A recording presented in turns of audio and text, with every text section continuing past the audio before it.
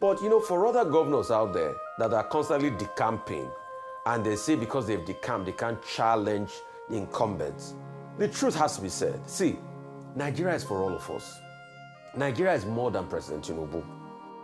The earlier we realize it, the better it is for all of us.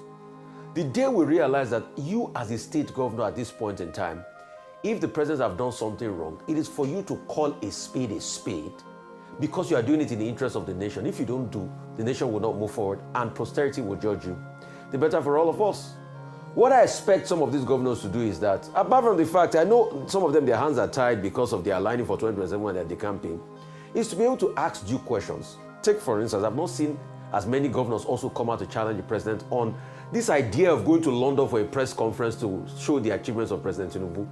The question... When an economy is doing well, your citizens will be the first people to be your ambassadors. Even those in the diaspora will be the first to tell people around them that our country is doing well. So when you're traveling around, yes.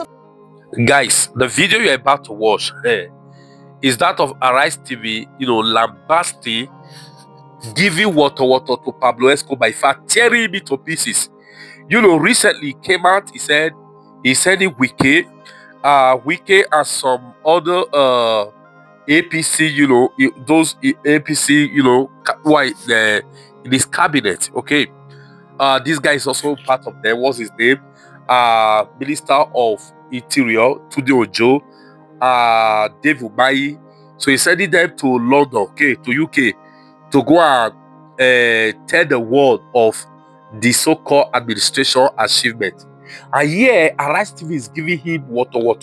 If your economy is doing well, you don't need to send any cabinet member of your cabinet member to abroad to go and tell them, you understand, of your achievement. Your citizen will be the first mouthpiece, you understand, to speak about it. What are they going to do from there, apart from lies? Do you understand? This is what the likes of Captain Bright Traore is fighting against. All these presidents who are only answerable to their slave master. Nigeria is not enough for them to discuss it. No, they are going to abroad to lie. Maybe it's for them to see opportunity to go borrow another money to steal. You understand what I'm saying? This is so disgusting. Guy, please, I beg you, as you watch this video, before you watch, the best you have to do as a good patriot is to like this video. The second thing you must do is to make sure you share it. Just share it. If you not be one of the people of Nigeria, I beg, share this video, share it. You understand what I'm saying? Because the water that Arise TV get to Pablo Escobar in this video about to watch, it is worth it. Let's watch together now. Thank you. Oseni is joining us from Abidjan. Good morning, Rufai Oseni. How are you this morning? International Rufai. Bonjour, ça va très bien, oui, ça va et toi? À l'Abidjan de beau. He's speaking French. Rufai, you're doing so well. Now you have less Your French has improved. Yes. Rufai, when you come back. Your voice is looking jollo. Rufai, when you come back, you can ask Adefemi Akinsoye if she can borrow you a little bit of her title. Why not? International Rufai. How are you this morning? Well, all right. Good morning to you, viewers. Let's begin what's trending. A former Minister of Transportation, Rotimi Amechi, has criticized governors under the administration of President Bola Ahmed Tinubu. Well, according to him, when he was chairman of the Nigerian Governors Forum, he was radical enough to challenge the government of the day. He blamed governors for not confronting President Tinubu over the current state of the nation. Amechi made the comments during the book launch of Sule Lamido, a former governor of Jigawa State. Amechi also narrated how he and Lamido worked against the second-term ambition of former President Goodluck Jonathan. Well, let's take a look before we come back for a discussion. We were quite good friends when we were in government. We had our bad times that we disagreed. I made the mistake of assuming that he was as radical as I was. So he was one of the governors I clinged to when it came to radical decisions. And I will tell you one of the things.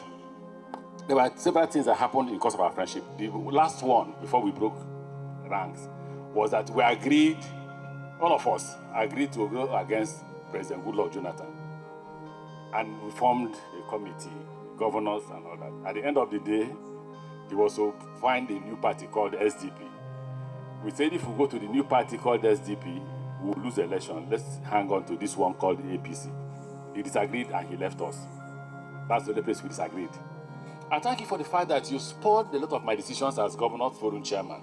Because yes, you are radical. You thought you were not as radical as we were. But we discussed Nigeria in detail and we thought we should move forward as a country. I asked you this morning, what is going on currently now in Nigerian politics? Could it have happened when we were governor? The answer is no. And you said no. We will confront the government. We will confront the president. You know that. That's how radical we were. That's how our governor's forum was. That's how determined we were to change things. But I don't have to be forgetting that. I wish you the best. I will make my contribution to you privately as two radicals.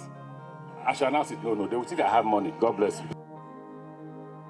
All right, Rufai, I'm going to bring you into this conversation. Rotimi Amechi there. It was during the book launch of Sule Lamido, Being True to Myself. I believe that's the title of the book. And right there, he's talking about, him being radical and, the government of the day or the governors of the day are not challenging this current administration. A lot of Nigerians have said, is this really true? I mean, we know that the PDP governors have challenged President Tinubu's emergency rule at the Supreme Court at the moment. And some comments that I have seen, people are saying, Rotimi Amechi, you are one of the problems of Nigeria. Over to you. I mean, a lot of people can say everything they want to say about Rotimi Amechi. Yes, he has his own faults. Please, I'm not going to deny that. But for him to say that governors today are not challenging, I don't think so. I know of Governor Dauda, for instance, was somebody that when I interviewed him, he said boldly that it was against state of emergency rule. I've interviewed many other governors that can't own up and criticize President Tinubu on state of emergency rule. But Governor Dauda said, I challenge it and that's why I'm going to court. And there are many other instances he has constantly challenged the status quo. But, for other governors out there that are constantly decamping, and they say because they've decamped, they can't challenge the incumbents, the truth has to be said. See, Nigeria is for all of us. Nigeria is more than President Tinubu. The earlier we realize it, the better it is for all of us. The day we realize that you as a state governor at this point in time, if the presidents have done something wrong, it is for you to call a spade because you are doing it in the interest of the nation. If you don't do, the nation will not move forward and posterity will judge you. The better for all of us. What I expect some of these governors to do is that, apart from the fact, I know some of them, their hands are tied because of their aligning for 2027 when they're decamping, is to be able to ask due questions. Take, for instance, I've not seen as many governors also come out to challenge the president on this idea of going to London for a press conference to show the achievements of President Tinubu. The question is it the achievement of hunger and poverty and the killing of our valiant soldiers by this faceless terrorist group is going to show in London? Why do you need to go to London? You have ministerial briefings every time there. Is that not a show of achievement alone? All right, Rufai, I mean, you have just made the points there. And, it takes me to my next story, which you have just mentioned now.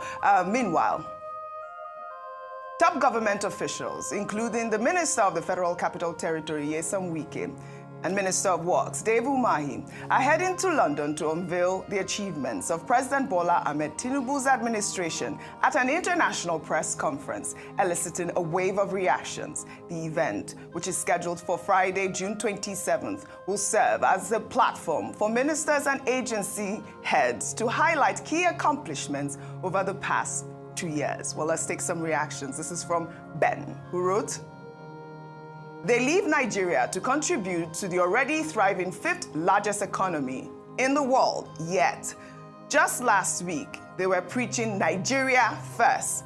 It's clear they are completely out of touch. I suppose next, Keir Starmer will relocate his entire team to Abuja because clearly they have no real concern for the country they claim to lead. Well, Chigozie wrote, Tinubu's ministers flying to London to showcase achievements is peak hypocrisy. If your work truly speaks, why run abroad to seek validation?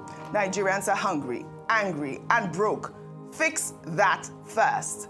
This regime spends more on image than impact. Dr. Abati, over to you. Okay, first, let me deal with the statement by Governor Rotimi Amechi, because I was in government during the period that he was talking about and, as a witness to history. Now, he's saying that they were very radical during their time, yes. And Governor Sule Lamido, as he then was also very radical, and they were always challenging the Jonathan administration. This should be put in context. What I recall was that at that time, with Governor Rotimi Amechi, as he then was, as chairman of the Governors Forum, he was leading the rebellion against the federal government for the sharing of the excess crude account.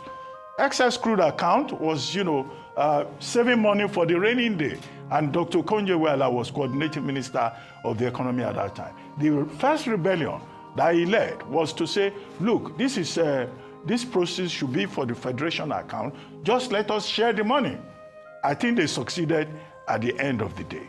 So the radicalism is that of governors confronting the president of Nigeria. Of course, when he wanted to get a second term as governor of chairman of the Governors Forum, of course, the presidency did not support Governor Amechi because he had over-radicalized the Governors Forum against the federal government.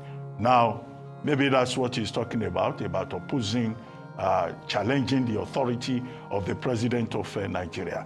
Now, another incident that I recall is that, look, that second term, I think there was division, 16 to 19 or so, with Governor Jang leading one faction, with Governor Amechi leading another faction at that time. In other words, due to differences on what should be done with funds, there was, of course, a disagreement between the presidency and the governors.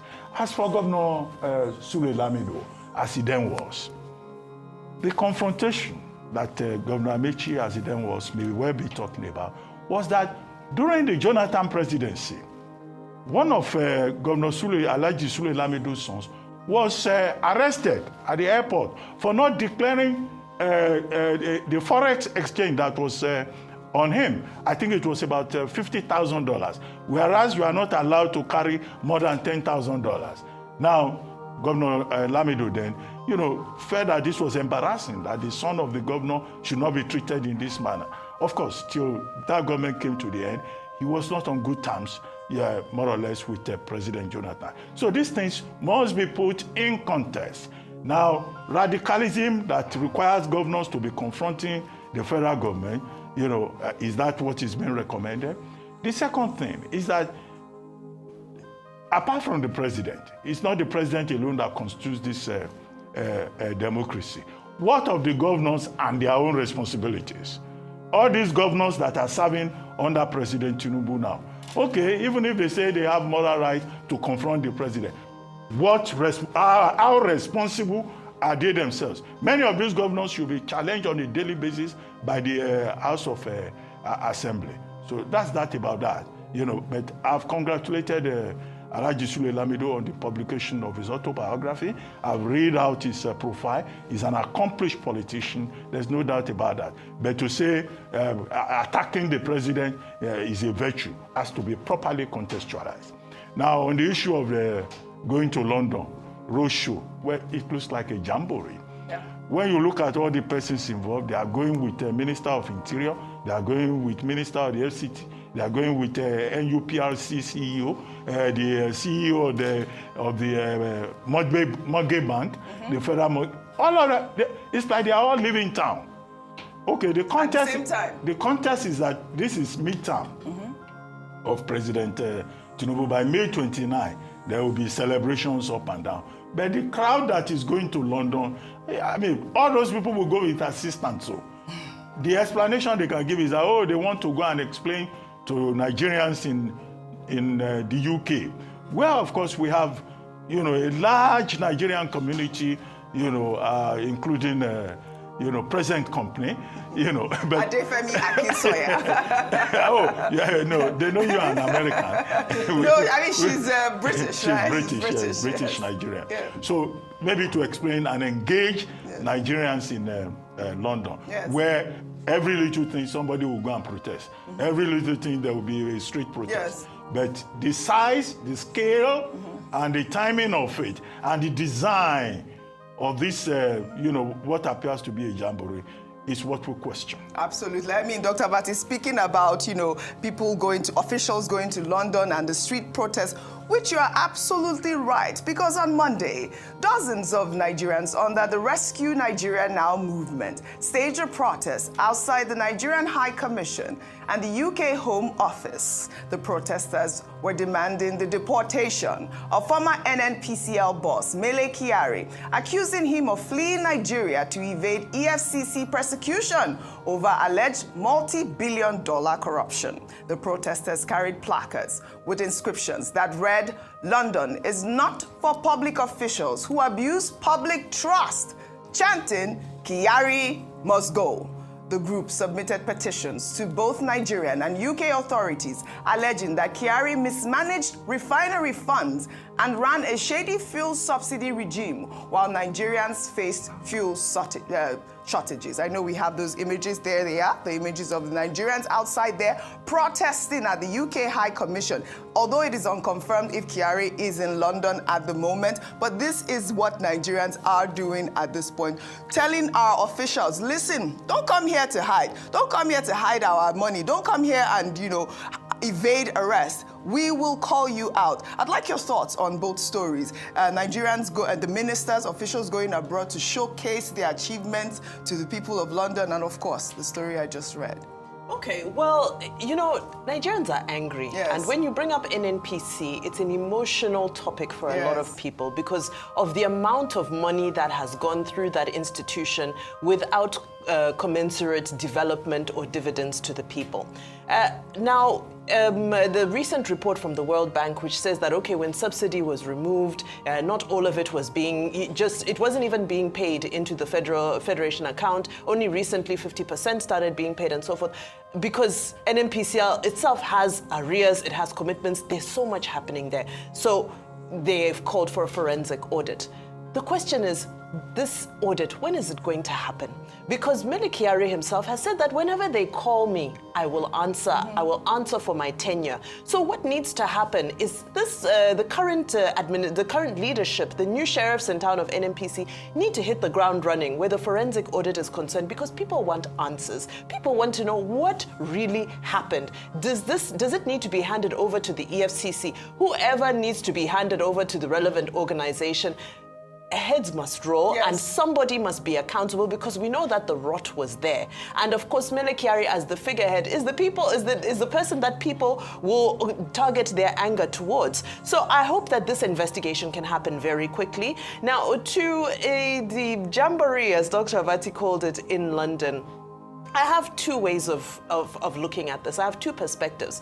The first perspective is that when an economy is doing well, your citizens will be the first people to be your ambassadors. Even those in the diaspora will be the first to tell people around them that our country is doing well. So when you're traveling around, yes, of course, diplomatic engagement is important, even for economic engagement to attract investors and so forth. But it reads damage control is what it sounds like and it looks like. So when I read one of the statements, they were saying that they want to counter some of the negative narratives, the demarketing that has been done out there. Is this the way to do it, or is the solution to hit the ground running and correct those things, and so that you don't give people an opportunity to do what you're calling demarketing? On the other side of it, very quickly, I'll talk as quickly as possible. On the other side of it, I listened to a story the other day from Zimbabwe, actually, where a delegation went to Japan. And they said that they struggled when it came to engaging the Japanese businesses. Why? Because most of the investors there thought that Zimbabwe still had the condition of hyperinflation that it became known for. So they were saying that, yes, sometimes when we go around the world and we talk about our country's problems, we don't realize that, yes, there is a stigma that is created that some who are too lazy to do their research are unable to overcome when trying to engage in business. So in doing so, it's a catch-22 for me.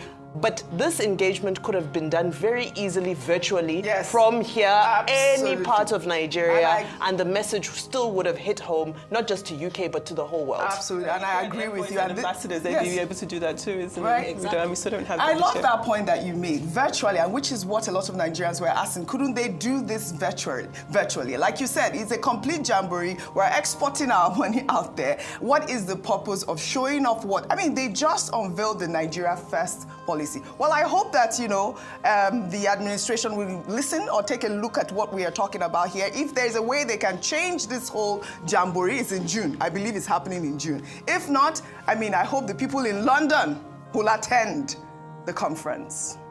We'll take another story now. Well, talking about students and, more of that. In the United Kingdom, Prime Minister Keir Starmer on Monday announced major changes to the country's immigration system as part of efforts to cut legal migration and restore public confidence, which includes strengthening the English language and reducing the length of time students can stay in the country after completing their studies. Well, under the new rules, the graduate visa route will also be reduced from 2 years to 18 months, while the residency requirement for settlement and citizenship will be extended from 5 to 10 years. The reforms outlined in a white paper titled Restoring Control Over the Immigration System also propose phasing out overseas recruitment for social care jobs by 2028. Well, in the meantime, this is all coming after Conservative Party leader Kemi Badenoch urged Starmer to adopt a bill that will deport all foreign criminals. The bill also includes mandatory age checks and tougher visa rules and aims to make asylum support repayable. Well, let's take a look before we come back for a discussion. We've introduced a deportation bill because we're committed to bringing immigration down. Back in February, we demanded Labour triple the time for new immigrants to get a British passport. They voted it down. And now they've brought in some half-assed version that's not going to work. Here's what will work. Deport all foreign criminals. Mandatory age checks. No more pretending to be kids. Tougher visa rules and salary thresholds. Disapply the Human Rights Act to immigration cases. No more abusing human rights laws to dodge deportations. Make asylum support repayable, and no permanent right to stay in the UK if you've relied on benefits. Until that's law, we won't fix this. Labour should adopt it now. It's time to get tough. That's what the Conservatives' deportation bill delivers, and we're going to go further. Our country is a home, not a hotel, and if we don't defend it, no one else will.